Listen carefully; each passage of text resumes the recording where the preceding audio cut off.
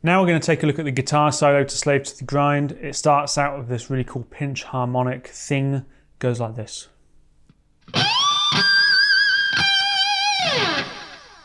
We're going to start with a harmonic. It's right just, you could see it as the 4th fret or the other side of the 3rd fret. It's literally on top of that fret. That's the first one. We scoop into it with the bar, we pick the string and play the harmonic, and then we let the bar come up. So it's like this. Once you've got that going, you then change the harmonic to, it's the 3rd fret but right next to the 2nd fret. So it's because there's several harmonics available within that fret, so you've got to find that right pitch. So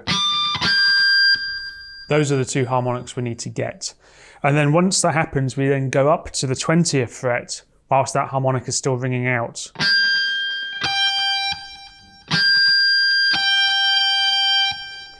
And it creates this really cool kind of, strange overtone thing going on. Many years before Matthias Eklund did this sort of thing. So we do that. And then we're into the first lick of the solo, which goes like this. So this lick starts up here on the 17th fret B string. We play that, followed by the 18th fret on the G. Then we go for the next 2 notes, which are 15 on the B and 17 on the G. So then we have the next pair of notes, which is 18 to 15 on the G string. So far I should have 6 notes. To finish this first phrase off, we go. So this is 17 put off to 15 twice on the G, then 17 on the D, and then 15 on the G. So slowly from the top.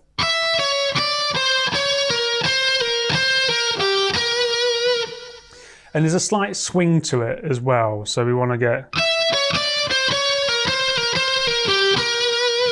It's not just a straight timing, there's a slight bit of groove to it as well. So one more time. That lick seamlessly goes into this next lick, which goes like this.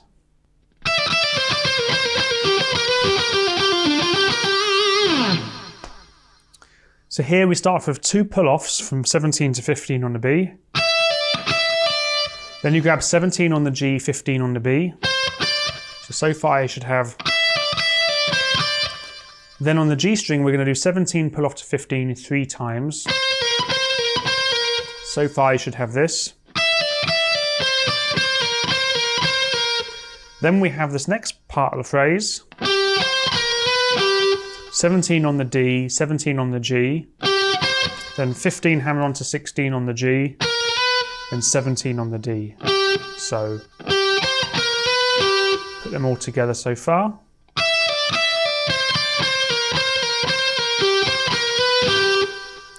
Then we grab 15 on the G, then we go to the D string, 17, 15 twice, then 17 on the A. Then we finish off the lick with, this is a 15 semitone bend on the D, then 17 on the D, 15 on the G, then 17 on the D. Put them all together.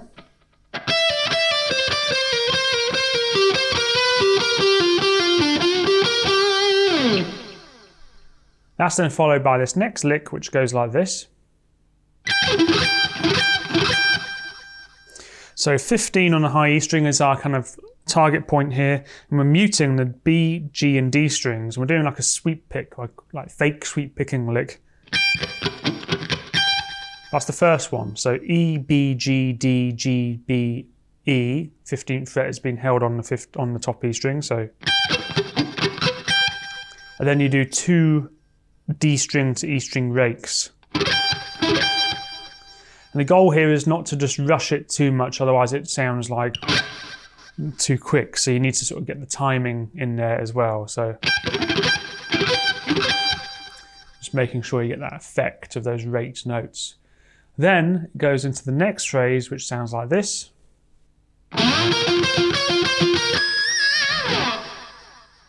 So for this lick, we're starting on the 15th fret D, and we're doing a pedal point to that note. So we have 15 on the G, 15 on the D, 17 on the G,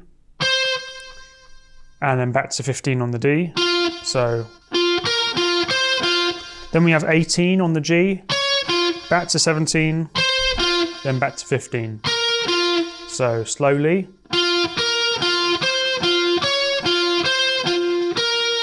Then we grab a 17th fret and the G and we find a pinch harmonic. It's very specific. For me, it's between the middle and the bridge, just about. It's very subtle. So.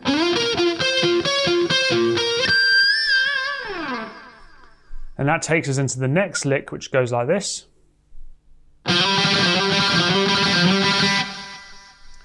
So we slide here from 3 to 5 on the D string, up. Then we grab the G string open and do a triplet, and we do that 4 times. Like that, just about. It's kind of just going for it. That's the kind of lick that is. And then we move into the next phrase, which goes like this. So here we're starting on 17 on the B string. We pick it twice and then pull off to 15. Then we grab 15 on the G. Then we grab 15 on the B. So that's the first part. Then we do 2 pull-offs from 18 to 15 on the B string. So far I should have this all together. Then we finish off with 17, 16, 15 on the high E string. So all together now slowly.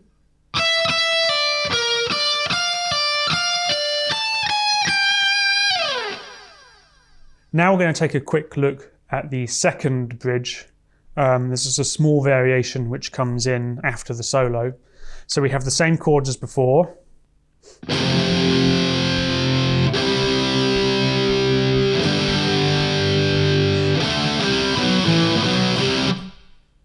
So all that happens there really kind of reminds me of Iron Maiden.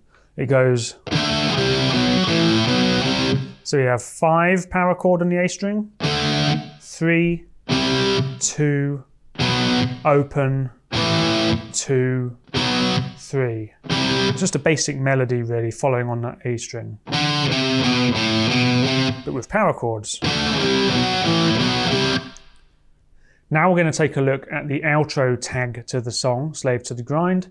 It's very similar to all the parts we've already done, but there's just some subtle variations. Let me play through the last section for you.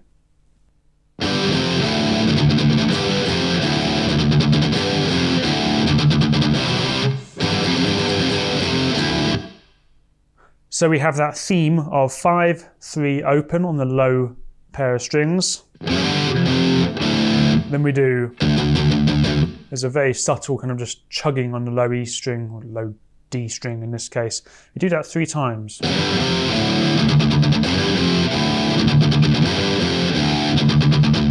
And it finishes off with,